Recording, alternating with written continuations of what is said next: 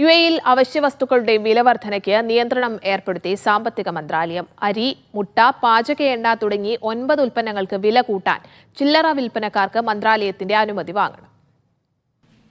ജനുവരി 2 മുതലാണ് യുഎഇയിൽ വിലവർധനയ്ക്ക് നിയന്ത്രണം നിലവിൽ വരുന്നത്.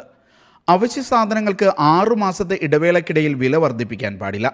അരി, മുട്ട, പാചക എണ്ണ, പാലുൽപ്പന്നങ്ങൾ, പഞ്ചസാര, കോഴി, പയർവർഗ്ഗങ്ങൾ, ഗോതമ്പ്, റൊട്ടി തുടങ്ങി അടിസ്ഥാന വസ്തുക്കളുടെയൊന്നും വില അനുമതിയില്ലാതെ വർദ്ധിപ്പിക്കരുത്. പുതിയ ഉത്തരവ് അവശ്യ സാധനങ്ങളുടെ വിതരണക്കാർ, ചില്ലറ വ്യാപാരികൾ, ഡിജിറ്റൽ വ്യാപാരികൾ എന്നിവർക്കെല്ലാം ബാധകമാണ്. നിയമം പാലിക്കുന്നുണ്ടെന്ന് ഉറപ്പാക്കാൻ അധികൃതർ പ്രത്യേക സംഘത്തെ നിയോഗിച്ചു. സുതാര്യത ഉറപ്പാക്കാൻ റീറ്റെയിൽ സ്റ്റോറുകളിൽ വില പ്രദർശിപ്പിക്കണം.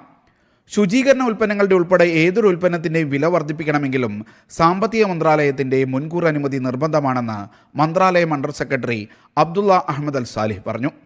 യുഎഇയിലെ എല്ലാ എമിറേറ്റുകളിലും പുതിയ നയം ബാധകമായിരിക്കും. Media 1, Dubai.